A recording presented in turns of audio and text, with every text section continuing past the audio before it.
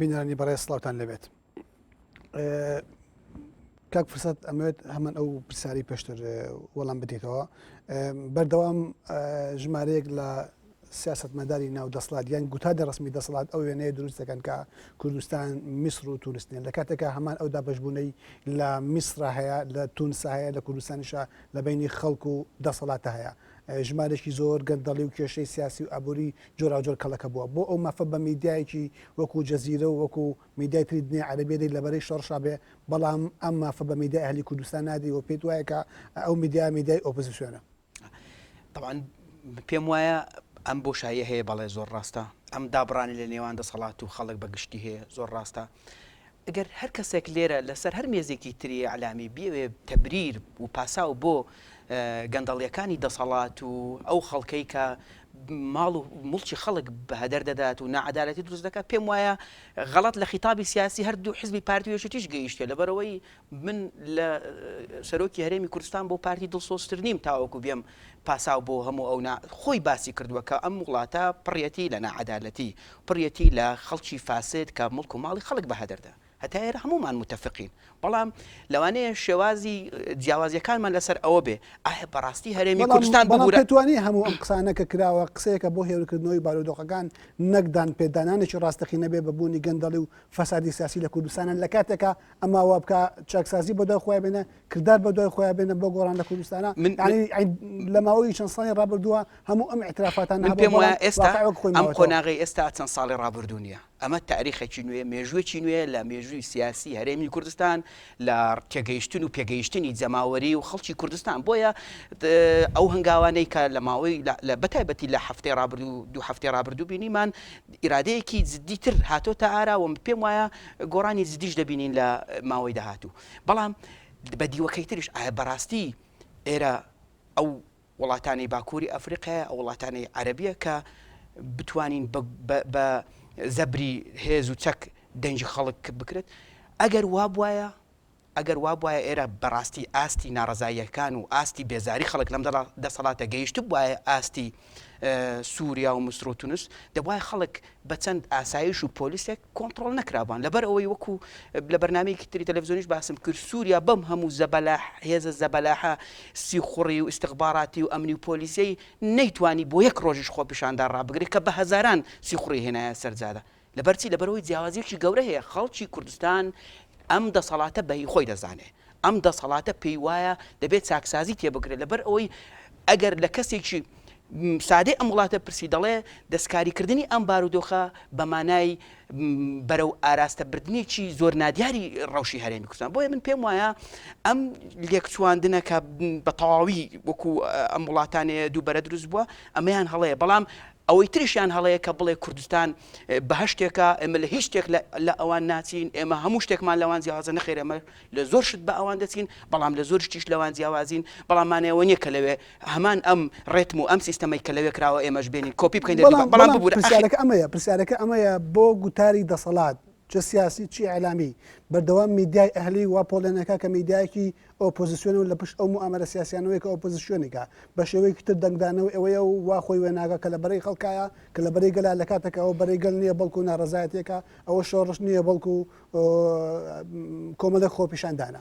پێم وایە من و هەزارانی وەکو من خۆشحاڵ دەبن کە میدیای ئەهلی خیتابێکی ڕخنەگراناوە پەنجە لەسەر کەم و کوڕیەکانی ئەم دەسەڵاتە دابنێەوە بیان خاتە ڕوو. بەڵام من باسی ناڵم پێشتر ملاحەزەمان نەبووە لەسەر میدیای ئەهلی، بەڵێ ملاحەزەمان نەبووە، بەڵام ئەم مانگانەی ڕابردوو زۆر ملاحەزاتی وازەح دەچوون. ئەوە بوو کە ئەحمەد باسی ئەوەی کرد کە ئەوان وەکو شەخص حەق خۆیانە بەشداری خۆپیشاندن، بەڵێ ڕاستە حەقی خۆیانە وەکو کەسێک کەسایەتیەک بەشداری خۆپیشاندن بکە، تەنانەت سەرپەرشتی خۆپیشاندانیش بکە. بەڵام ئایا ئەم تەعاتوفەی ئەو لەسەر ڕووپەری ڕۆژنامەکە و گۆڤارەکە و سایتەکەی ڕەنگی نەداوەتەوە باوەڕت هەبی ئەگەر زوڵمی لێ نەکەم زۆر جار یعنی سایتی لڤین من زیام نەکردوێتەوە لەگەڵ سایتی سبەی، هەمان هەواڵ بەعکسەوە بۆتە مەزدەڕێکی ئەساسی بۆ سایتی سبەی. وە ئایا توانیوێتی لە ماوەی ڕابردوو بە بێلایەنانە مامەڵە بکات؟ ئایا توانیوێتی چۆن ئەو هەڵانەی دەسەڵات دەردەخات لێدانی ڕووناکبیرێک ئێمە ئیدانەی دەکەین و لەگەڵیشی دانین، ئازاردانی گرتنی و هێز بەکار هەموو ئەمانە ئێمە لەگەڵین. بەڵام لە دیوەکەی تریش بۆچی ڕەخنەش لە ئۆپۆزیسیۆن ناگری کاتێک کە دەیەوێت تۆ ڕەخنە لە دەسەڵات دەگری دەڵێ تۆ ناوەندەکانی خوێندن عاتڵ دەکەی، لەگەڵین و ئێمەش ئیدانی دەکەین بەڵام ئیدانەی کردەوەی ئۆپۆزیسیۆنیش کە کاتێک وەکو وەرەقەیەکی سیاسی سەحە و پەروەردە بەکاردەهێنێ و دەیەوێ تعتیلی بکە باشە تۆ گلەی لە ئەندام پەرلەمانەکانی پارتیۆکی دەکەی کە ئەوانە کۆنتڕۆل لەدەست سەرکردایەتی حیزبەکانیان بۆ گلەی لە ئەندام پەرلەمانەکانی ئۆپۆزیسیۆنیش ناکەی کە ملیان لەموو باریکترە بەرامبەر قەرارەتی هەر سێ سەرکردایەتی ئۆپۆزیسیۆن کەواتە نا بەرابەریەکەیە زۆر سپاس ئارەسی بەرنامەکە دۆزێ بەرەو مناقشاتی سیاسی لەسەر حەدەسە سیاسەکان ڕۆژنەک وەک دەوری ئەعلام لە قەزیەکاندا بەڵام ئەو پێتەڵێ سایتی لڤین وەکو سایتی سبەی وایە بۆچی ئێمە چوینە شەقام ینی بۆچی لەگەڵ شەقامای لەبەرەوەی شەقامەکانی شا سوود کرا لەبەرەوەی هاوڵاتیانمان هاونیشتیمانیانمان شەهید کرا لەبەرەوەی هاونیشتیمانیانمان گیرا لەبەرەوەی 950 هاوڵاتی لە ماوەی خۆپیشاندانەکانە برینات کرا 400 هاوڵاتی بە نایاسایی چوونە زیندانەکانی حیزبەوە لە وڵاتدا هەر هاوڵاتێک هەر کەسێک قەڵەمەکەی دەستی قەڵەم بگرێت و لەگەڵ خەڵکا بێ پێویستە هەڵوێسیە بێت و لەگەڵ شەقاما بێت ئەوە یەک دوو من دیفاع لە میدیای ئۆپۆزیسیۆن ناکەم و تەمسیلیشان ناکەم تەمسیلی کەناڵی شێڕاگەاندن دەکەم وەکو ڕۆژنامە نووسێک وەکو مامۆستایەکی زانکۆش مافێکی سروشتیە کەناڵەکانی من بێتە سەرچاوی زانیاری بۆ هەر کەناڵێکی تر حدث یەک حدثە ڕوودەدا ڕووماڵکردنی حدثەکان جیاوازە هاوڵاتێکە کوژرێ دخۆ سایتی سپەی بێت و سایتی ئاوێنە و سایتی هاوڵاتی و سایتی لیڤین پرێس بێت و سایتی ئێنارستی بێ بە یەکشەوە ڕووماڵی ئەماکە هاوڵاتێک شەید بۆ لەسەر شەقامە خۆپیشاندەرێک گیراوە ئەمە ناکاتە بەهانەی ئەوەی کە تۆ تۆمەتی ئەوە بدەیتە پاڵ ئێمەکە استراتیژێتی دەچینەوەمان لێگەچێ من نهاتوم لێرە ئەو بەیان کەم وە گرنگیش بێ بۆ لام کە دەسەڵات چیم پیاڵێ خەڵکی چۆن جیامەکاتەوە چی پێناسەیەکم بەداتێ میدیای من جیا ئاکاتەوە لە میدیای دەسەڵاتدا ئێمە کاتێکم لاگیری شەقامە کردووە شەقام سوود بوو بە شانازیشەوەیکەی و پێشمە وایە مووقفێکی شەرەفمەندانەیە باز لە بوونی قەیرانەکە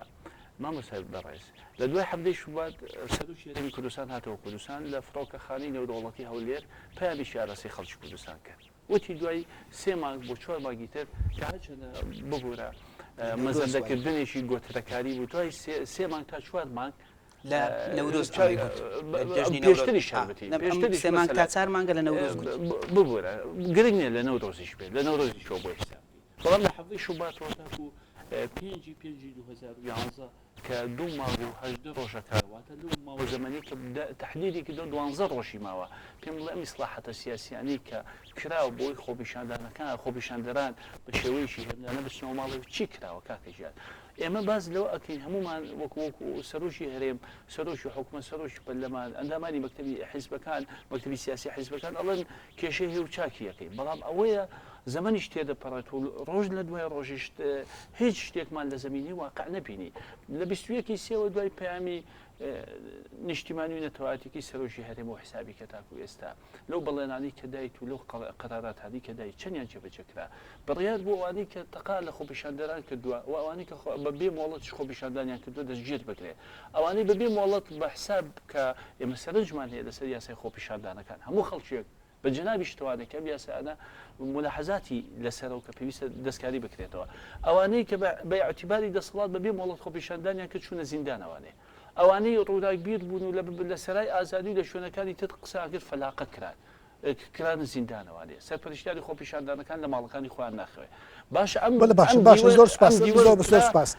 کاک ئەحمەد ئەوەی من لەو تۆ تێگەشتم کاک پرسات ئەمە واقعی هەرێمی کوردستانەکەەوە باسی کرد ئەکرێ ڕەهڕەیەکە دەسەری هەبێ بەڵام پرسیاری من پەیوەست بە ڕووماڵکردنی میدیایی بۆ ئەم بارودۆخانە ینی بۆ میدیای هەلی میدیای ئۆپۆزیسیۆنە سایتی لیڤین سایتی سبەیە لە کاتەکە ئەم میدیای هەمان ئەو ڕووداوانە ڕووماڵەکە کە هەموو ئینسانێکی کورتایژی هەمان ئەو ئەشکنجە و ئەو گرتن و ئەو زیندانیکردانە ڕووماڵەکە کە هەر میدیای ڕووماڵەکە لە کاتێکە کە میدیای دەسڵات ئەمە ڕووماڵناکە هۆکارەکەی ئەوە نییە کە لە واقع ڕوونادا بەڵکو هۆکارەکەی ئەوەیە باگراوەندێکی سیاسی و بەرژەوەندێکی سیاسی ئەم قسانەی منمانەی ئەوە نیە پێم وابێ کە میدیای دەسەڵات توانیوێتی زۆر سەرکەوتوانە کارەکانی خۆی ئەنجامدا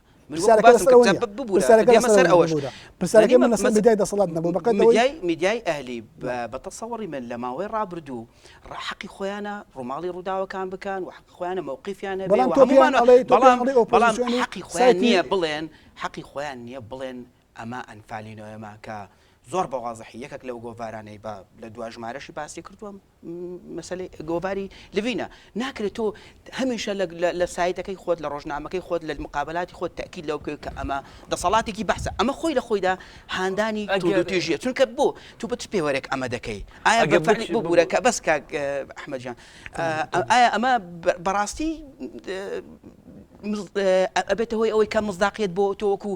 گۆڤارێکی ئەهلی و ڕۆژنامەیەکی هەلی بهێڵێتەوە کاتێککە تۆ بە چەند ڕستەیەکی ئینشایی دەتەوێت و هەندێک جار عاتفیانەش بڕیار لەسەر مەسەلەکان دەی وەکو باسیم کرد لەو دیەوە هیچ مەسەلەکانت نبینی جەنابی باسی کرد ئایا لە ماوەی 21 تاوەکو ئێستا هیچ هەنگاوی چنی نەنراوە یەکەمیان ڕاستە لە بارودۆخی ناسایی هەنگاوەکان قرس دەبن لەبەرەوەی ئێمە هێشتا لە ئەزمەیەک داین هەمومان متفقین لەوەی لە کوردستان قەیرانێکی بەڵام دواتر باسێکم ئایا چنەوە قەیرانێک هەتا ئێستا ئەوەش ئەعلام هەڵە خوێنەوەی بۆ کردەوە بەڵام لەگەڵەوەش هەنگاو هەن ئێستا سەرۆکایەتی هەرێمی کوردستان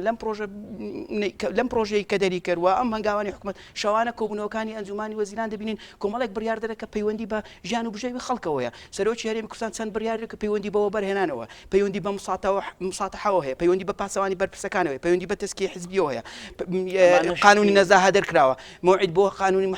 هەڵبژاردننی محافظە دیاری کراوە ئەمانە هەموو ئەو خاڵە نەبوون کە لە ناو وەرەقە ئیسلاحیەکەی سەرۆکی هەرێمی کوردستان هاتوون بەڵام سەرۆکی هەرێمی کوردستان نەیگوتێ من پارسێ مانچتر هەر هەمووی گوتیتی هەنگاوی عملی دەبینین باشە بەم خاڵانەی ئۆپۆزیسیۆن و بەم خاڵانەی سەرۆکی هەرێمی شو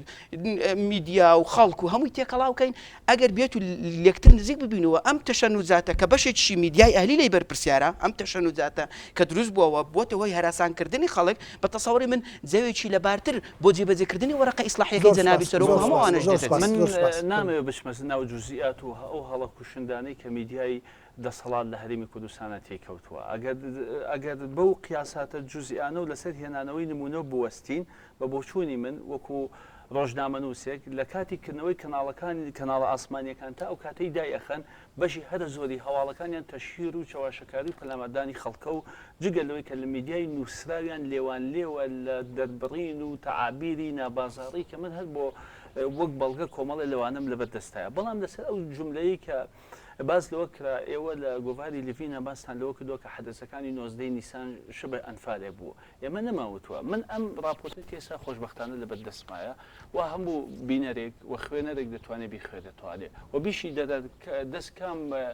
ڕۆژنامە نووسەی کە پرۆفیشناڵە لە ئاستی کوردستان و ئاستی نێودەوڵەتیدا بە پێی هەڵسەنگادەری من کەیشە لە هاوڕێ ڕۆژنامە نووسەکان کردوێتی مامۆسای زانکۆیە و بم پێم وایە تێر و تەسەلترین و ئەکادیمیترین راپۆرتە چونکە تێگرای سەرچاوەکان مامۆسای زانکۆ قسەیتیا کردووە خوێندکار قسەیتیا کردووە بە حەدەسەکە ئەژێڕنەوە ئەمە بریتە لە جێڕانەوەی چیرۆشیە گواستنەوەی ئەم وشەیە لە زاری خوێندکارەکانە بۆ ڕووپەڕی ڕۆژنامەی حرام نییە خۆتۆ ڕێگان مافی ئەوەمان نێ ئێمە بە خەڵک بەڵام چۆن کاک ئەحمەد چۆن ڕێگە ئەدەی چۆن ڕێگە ئەدەی ئەو ڕووداوە لە کوردستانە کە ڕوویدا لە سەردەستی ئاسایشی سلێمانی بە هەر هۆیەکەوە بێ بە ئەنفال تەسمێ بکەیت بە ئەنفال تەسمێ بکەیت لە کاتێکە ئەنفال معنایەکی تری هەیە هەلومەرجێکی مێژووی جیاوازەیە دۆخێکی کۆمەڵاتی جیاوازەیە هێزێکی جیاواز لە مێژووی ئێمەدا ئەنفالی کردووە ئەنفال بریندارکردنێکی نەتەوەی گەورەیە لە مێژووی ئێمەیە چۆن ڕووداوێکی ئیجرعاتێکی ئەمنی بە مەسەلەی ئەنفال یەشێ لە وەزیفەکانی میدیا تەرکیزکردنە لەسەر علمی معانی لە کاتی قەیرانە زانستی سیمانتیکی زمانەوانی و بەکارهێنانی دەربڕینەکان هیچ کەسی مافی ئەوەی نییە کە بە هاوڵاتیان و هاونیشتیمانیەکانی بڵێ ئەبێ ئەم دەربڕینە بەکاربێنیت و ئەم دەربڕینە بەکاردەهێنی ئەنفال وەکو حەدەسێکی تاریخی وەکو زامێک لە جستەی نیشتیمانی و نەتەواتی ئێمە جێگای ئەوەیە کە هەموو هاونیشتیمانی کاتێک کە گوێبیستی ئەم وشەیە دەبێت سامدای بگرێت و لە ئاستی ئەو تاوانەدا هیچ دەبێ بهاشێت ئەوە حەدەسێکی تاریخیە بەڵام تەسمیەکردن و تەشبیهکردن حاڵەتێکی سیمانتیکی زمانەوانی سروشتیە تۆ حەدەسێک ئەشوپێنی بە حەدەسێکی تر لە سیاقی بەڵام دوو حەدەسکە مەدلولیان جیاوازە دۆخی کۆمەڵاتیان جیاوازە هەندی مێژوویان مەدلول لە ڕووی زمانەوانی و مەدلولی ئەم دوو حەدەسە جیاواز نییە لە ڕووی تۆ دالێکت هەیە کە پێی ئەوتێ ئەنفال کۆمەڵی مەدلولی جیاواز هەیە مەدلولی ئەنفالەکانی ئەو دەربڕینەی بۆ 19 بەکار هاتۆ باسکردنە لەوەی کە تۆ نوتیژی نوێنراوە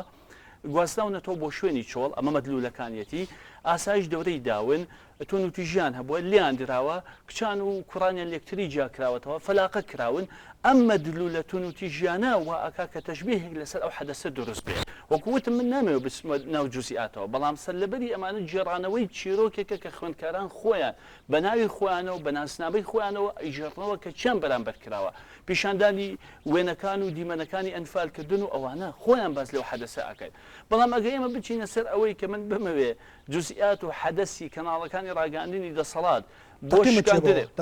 لە حاڵەتێکی چاواشەکاری قوڵاژی یەک قەزیە لە کوردستانە کە من پێم وایە تێگەڕای حەدەسە سیاسیەکانی دوومانگی ڕابردووی پێوە بەندە کاگو بێت ئەویش پێیوەستە بەوەی کە ئایا ئەمریکا یا هێزێکی دەرەشی پاڵپشتی خۆپیشاندەرانەکە یا خوددایکە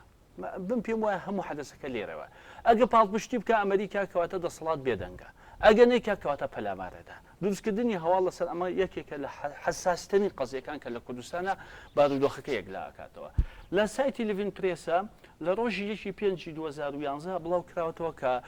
دوای ئەوەی کە تیمی ئاوادانکردنەوەی هەرێم لەگەڵ ڕێبەرانی خۆپیشاندان کۆبووەتەوادێ نزیک بوونەوەیەک هەبووە بۆ ئەوەی کە قسە بکرێ وەخۆ دەزانین کە ئەمریکا بە ئاشکرا ئەوان ڕاگەاندووە لە هەموو شوێنێکی دنیا پشتیوانی خۆپیشاندانی ئاشتیانە ئەکەن و دژی ئەوە ئەوەستنەوانێک کە دەسەڵات زەبر و زەنگ بۆ کوشتن و خوێناویکردنی شەقام دابینکە میدیای دەسەڵات یەکێک لە کەناڵەکانی ڕاگەاندنی دەسەڵات لە ڕۆژی 2/5/2011 لە لاپەڕەسێدا لە ژمارە 5468 ڕۆژی دووشەممەی ساڵی 20ەمان نووسیویەتی مەسەلەن تەبان بەو زمانی کە خۆیان بڕوان پێێتیوە پێشام وایە کە زۆر بوویمە دوجار هەر بۆ زانیاری لیڤین پرێس و دەستەکانی پشتی زۆر باش ئەوە بزانن هەمیشە لە ململالی ناوخۆیدا وڵاتدا فاکتەری ناوخۆی ڕۆڵی سەرشی دەژێڕێت و هێزی دەرەشی ناتوانێت کێشەی ناوخۆی یەکلایی بکاتەوە باشترە چی تریش ئەمریکای زلهێز بچووک نەکەنەوە نەیخەنە ناو کێشە ناوخۆیە کاتیەوە باز لەوەکە کە ئەمریکا دوورە لەم قەزیانە دوێنێ خۆشبەختانە تیمی ئاوادانکردنەوەی هەرێمی کوردستان بە شێوەیەکی فەرمی ئەو هەواڵانەی بە درۆ خستەوە کە باز لەوەکەن کە ئەمریکا پشتگیری خۆپیشاندانیشی ئاشتیانە ناکە بە شێوەیەکی ڕسمی ئەگووتم ئەمەیەشە بۆ مەمەسمە چووکە ئەمەیەشە کە لە هەواڵە سەرشەکانیە هەر بەداخەوە لە ژمار ببوورە ئەوەشی زۆری بابەتی پرسیارەکانەوە ئەگەر ڕبتی گرنگی هەیە بە ڕابتکردنە لەسەرەوەی کە ئەم ڕاگەیانە چۆن بیرەکاتەوە لە ژمارە 5469 ڕۆژی سێشەممە 3/5/2011 لەسەر زاری وتەبێژی مەکتەبی سیاسی حیزبێکی گەورە لە کوردستاندا میدیای ئازاد بەشێک لە میدیای ئازاد و گۆڤاری لەوی بە گۆڤاریشی بە ئازاڕی و ناوزڕا و نازان ئەم تابیرانە بەکارهێنێ لەبەرەوە من نامەوێت دەکەم مامۆستاژ نەکەوێت ئەوە هەڵەوە بچینە ناو جوزئیاتەوە دێ چونکە ئەگەر لەسەر حەدەس بوەستین حەدەسی زۆرمان هەیە بینیمان ببوورە مەسەلەن هێزەکانی ئاسایش و پۆلیس و چالاکە مەدەنیەکان گازی فرمێسک ڕەش بەکارەهێنن ئەمە شتێکە هەموو کەسی بەڵام لەسەر کەناڵەکانی ڕاگەاندی دەسەڵات تۆمەتەکە بەکارێن ئەڵێن ئەوە خۆپیشاندەر بەکارێن من لە یەک ڕستەی کاک ئەحمەد ئەم قسەی پێشووترم ینی خۆم دڵنیا دەکەمەوە لێ ئەوش ئەوەیە جەنابی گوتی ئەنفال مەدلولێکی جیاوازی نییە لەوەی کە حەدەسانەی لە چەند ڕۆژی ڕابردوو ڕوویاندا خۆی لە خۆیدا وتم ئەنفالی 88 لەگەڵ ئەنفالی مەدلولێکی دوودالی جیاوازن کۆمەڵێ مەدلولیان هەیە مەدلولی باسی ئەوم کرد کە باچووکەوە غەڵەتیشی تاریخی کوشندەیە نابێ بە سەمانات تێپەڕێ من وتم مەدلولەکانی 94 لە دالی ئەنفال کە خوێندکاران خۆیان بەکاریێنن بریتیە لە تۆنوتیژی بریتیە لە جاکردنەوەی کچ و کوڕەکانیان دوورخستنەوە باسکردنە لەمە ینی ئەم قسانە ئەومان پێ دەڵێت با ئەمە شوەری گرینەوە بەڵام کۆی قسەکانەوەمان پێ دەڵێت کە جەنابەت وەکو ڕۆژنامەنووسێک بەبێ ئەوەی لەبەر ئەوەی لە ئینفعالە و بڕیاردەوە خۆش جزئێکی لە مەسەلەکان وەچووتە ناو مەسەلەکان وا لێ دێت بڕیارەکانت هەمیشە من وەکو خوێنەرێکی گۆڤارەکەت ئەحساس بکەم ببوورە قسەی خوێندکارەکانە ببوورم خوێندکار خۆی قسە ئەژێ من ئەگەر قسەکەم تاواکەم ببوورە من تەنها وەکو على سبيل المثال بوونا حەصری کەین لەو مەوزوعە من پێم وایە ئەمە وا دەکات کاتێک کە من گۆڤارەکەت دەخوێنمەوە ئەحساسێکی وام بۆ دروست ببێت کە ئەم گۆڤارەوە چەند ڕۆژنامەیەکی تریش بە تەواوی خۆیان لێکلا کردێتەوە لەم بارودۆخەی ئێستا لە کوردستان ڕوویدا بێلایەن نەبوون و نەیانتوانی ڕۆڵێکی ڕقابی ڕەخنەگرانە لەسەر دەسەڵات و لەسەر ئۆپۆزیسیۆنیش ببینن بەڵام جەنابی قسەیەکی کرد سەبارەت بە مەسلەی خۆپیشاندانی ئاشتیانە پێویست ناکە ئەمە وەکو فەزلێک بۆ ئەمریکا بفرۆشینەوە کە ئەمریکا پشتگیری خۆپیشاندانی هەر تاکێکی لەم هەر تاکێک لەم کوردستان هەر تاکێک لەم کوردستان پشتگیری خۆپیشاندانی ئاشتیانە نەکات من پێم وایە ئەسڵەن لە فەلسەفەی ئەم وڵاتە تێنەگەیشتووە بەڵام ئێمە لە کاتێک لەگەڵ خۆپیشاندانین کاتێک کە خۆپیشاندان بەرەو ئاراستەیەکی تر دەڕوا کاتێک دەبێتەوە ڕقەیەکی سیاسی بۆچی دەسەڵات لە هەرێمی کوردستانە نەک ڕێگای خۆپیشاندانی ئاشتیانە نادا ڕێگا نادا مناسەباتەکان بکرێتەوە ڕێگا لە هۆڵێکی داخراودا شاعرێکی وەکو شێرکۆبێکەس کە هەموو کوردی قەرزارێتی چالاکیی ئەدەبی ئەنجام من لێرە وڵامی ڕێگا نادا کە سوکاری قوربانی یادی پێم وایە لەگەڵ هەموو ئەو کەم کوڕیانێک کە پێشتریش خۆم لەسەر دەسەڵات باسم کرد بەڵام دەسەڵاتی ئێمە ئەوەندە ئیسیبدادی نیە کە مەجای خۆپیشاندان نەدات بەڵام ئەم ڕووداوانەی ئەم دوایە طبعاً بارودۆخەکە جەنابەت خۆت گوتت لە قەیرانداین و بارودۆخەکە نائاساییە لە بارودۆخی نائاسایی دەبێت چاوەڕوانی حاڵەتی نائاساییش بکەیت بەڵام ئایا ئەگەر کوردستان بگەڕێتەوە سەر بارودۆخ خۆپیشاندان پێشووتر نەکراون ڕێگای پێ نەدراوە پرسیارەکە ئەمەیە یعنی دەسەڵات لە کوردستانە خاوەنی بەتایبەت مەبەستم یەکێتی و پارتیە یەکێتی و پارتی لە کوردستانە خاوەنی مەکینەیەکی ئەلامی گەورە و زەبەلاحان کۆمەڵێک کەناڵی سەتەلایت بەعملی حسابی بکەین بزانین ئۆپۆزیسیۆن و دەسەڵات ئەوەندەی ڕۆژنامە و گۆڤاری هەیە هەموو ئەمانە وێنەیەکی تایبەت بە بەرژەوەندەکانی دەسەڵات لە واقع دروست دەکەن وێنەی چالاکی ئەمنیەکان بە شێوەیەکی وێنەکەن کە خیتابی تایبەتی خۆیان دەخوازێ بۆ بەرامبەر بە ماکینەیەکی ئەلامی گەورە بەکەرامبەر بە کۆمەڵێ گۆڤار ڕۆژنامە سەتەلایت ڕێگە نادەی گۆڤارێکی ئەهلی وێنەی ئەم چالاکیانە وێنەی کردارێکی ئەمنی وەکو ئەنفال بکات و خەڵکەکە معاناتی خۆی بژێڕێتەوە بۆ ئەمە بە تەشوێی وێنەی واقع ئەزانیت من ئەڵێم ئێمە قسەمان لەسەر بەکارهێنانی زاراوەیە ئێستا لەسەر ئاستی جیهان بە کەسێک بڵێ تۆ شۆڤێنی وەکو تەشیرکردن وەکو جوێنە تۆ بە کەسێک بڵێ بەعسی بەتایبەتی لە کوردستان وەکو ئەوە وایە کە تەشیرت کرد بێ کاتێک کە بڵێ تۆ کەسێکی نازی ئەمانە هەندێک مستەلاحاتی تەشیر ئامێزن لەوانەیە هەر بەپێی قانونی هێندێ وشە هەیە ڕێگەمێژوویەکەی لەدەست دەدات و دێتەوە ناو سیاقێکی تاریخی جیاواز کە جەنابیشت پێت باشە لەوێش تۆ ناتوانانی ئەم تەسمیانە بەکار لەبەرە دەچێتە ناو سوارچەوەی تەشیرکردن و ناوزڕاندن قانونێکە کە هەموو لایەکمان پێمان وایە قانونێکی چاکە قسە لەسەرەوەی جێبەجێ دەکرێنە بەڵام قانونێکی باشە ئەم مۆدێلی لە ئیعلام هەیە کاکو بێت لە وڵاتی ئێمەدا تەنها بۆ ئەوە هەیە کە تۆ باشەکان بڵێ تەنها مرۆڤ تەندروست و ئەو مرۆڤانەی کە دەسەڵات بە پیاوی جوانی داناوە قسە بکە و دەربڕینی جوان و ئینشایی بڵێ ئەوە نییە لە سیستەمێکی دیموکراتیدا لە میدیایکی ڕاستەقینەدا مافی دەسەڵات نییە اختیار کام جۆژە لە کۆمەلگا قسە ئاکا و کامە قسە ناکە ئەم قسە خراپە ئەم قسە خراپ دیە ئەمانە وشەن لە سیاقە تاریخەکان ئاخەیتەوە ناو سیاقێکی تر لە مەرحەلەیەکی تری تاریخیدا بۆ نمونە من دوو نمونەیەکی زیندومانەیە ساڵی 2007 راپۆرتێکمان بڵاو کردوانێ لەسەر میراتی پیاوە نەخۆشەکە دابەش دەکرێت میراتە پیاوە نەخۆشەکە ڕەمزێکی تاریخیە بۆ مەرحەلەیەکی تاریخی لە ئیمپراتۆریەتی عوسمانی هێمایە بۆ لەرزۆشی دەسەڵات نەک بۆ جستێکی بایۆلۆژی ئەم دەسەڵاتە سیاسی هات محکەمەی کردین گرتنی وتیکا کە ئێوە تەشویهی شخصیتان کردووە کاتێک کە من لە بیدایەتی بەرنامەکە وتم ڕۆشنبیری ڕۆژنامەوانی نییە لەلایەن دەسەڵات و لەلایەن بەشێک لە خەڵکو لە نخبەی ناو دەسەڵاتی سیاسی لێرەوە سەرچاوە ڕۆژنامەگەری ئەهلی هەیە تاڵ ناڵم پێرفێکتی ناڵیم فریشتەی ئەمە کاتی بەرنامەکەمان تاوا بوو زۆر سوپاسانەکەم بەر لەوەی کاتەکەی کۆتایی ببێنم لە ماوەی کەمتر لە نو دقه کەمتر لەو بابەتە شتێکە تا بێ من پرسیارم نەکردبێ بتەوێ بیڵی ڕێەکە دەبێت خاڵێکی گرنگەیە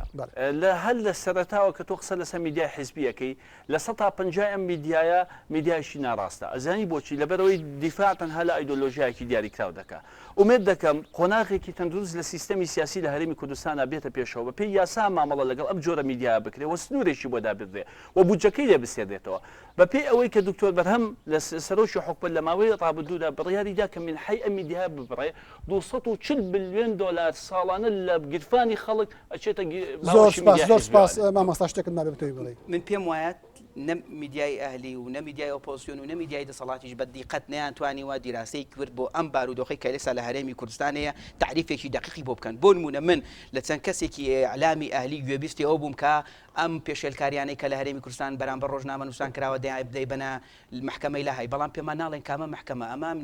ئەمام بارودۆخێکە تەوەتورێکی داخلی ئیسترابێکی داخلی لە کاتێک تۆ دەتوانی پەنا بێ بەر محکەمەی جینایی دەولی کاتێکە نیزاعێکی مسلح هەبێت لە وڵاتەکەدا ئەو زار قانونی دەولی ئینسانی لەسەری تطبیق دەبێت. بەڵام لەبەر ئەوەی ڕۆژنامە نووسانیش هەڵە لە بارودۆخەکە تێگەیشتون زۆر جار مستەڵەحی وا بەکاردێنن، زۆر جار پەنا بۆ کارتی وا دەبن کە ئەسڵەن تطبیق نابێت لەسەر ئەم بارودۆخی هەرێمی کوردستان. من پێم وایە دوا ئوتەم ئەوەیە کە میدیای ئەهلی، میدیای ئۆپۆزیسیۆن، میدیای دەسەڵات هەموو لایەکیان بەیەکەوە هەوڵ بدەن ڕاستیەکان دەربخان ڕەخنە بگرن، کەسمان ماندوو نابین، بەڵام ئەوەیە بە زمانێکی پاک، بە زمانێکی